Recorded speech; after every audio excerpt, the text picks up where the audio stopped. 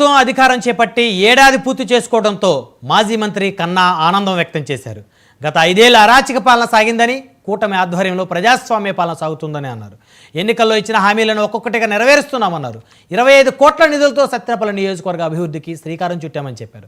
రాష్ట్ర అభివృద్ధి సంక్షేమమే సీఎం చంద్రబాబు నాయుడు లక్ష్యమని మాజీ మంత్రి కన్నా లక్ష్మీనారాయణ వివరించారు.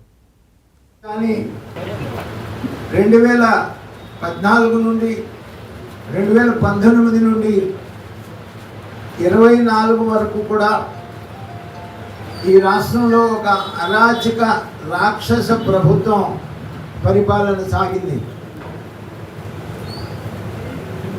ప్రజలు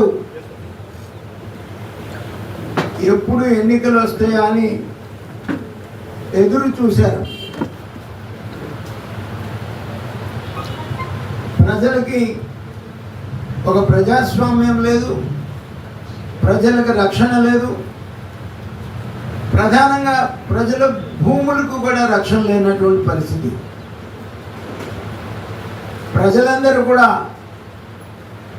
2019 నుంచి 24 వరకు కూడా ఒక భయం గుప్పెట్లో ఉన్నారు. 2024 ఎన్నికల రోజు కనీసం ఎర్రటి ఎండలో కూడా 5 గంటలు 6 గంటలు క్యూలో నిలబడి జగన్మోహన్ రెడ్డి యొక్క నియంతృత్వానికి, అరాచకానికి బుద్ధి చెప్పి 2024లో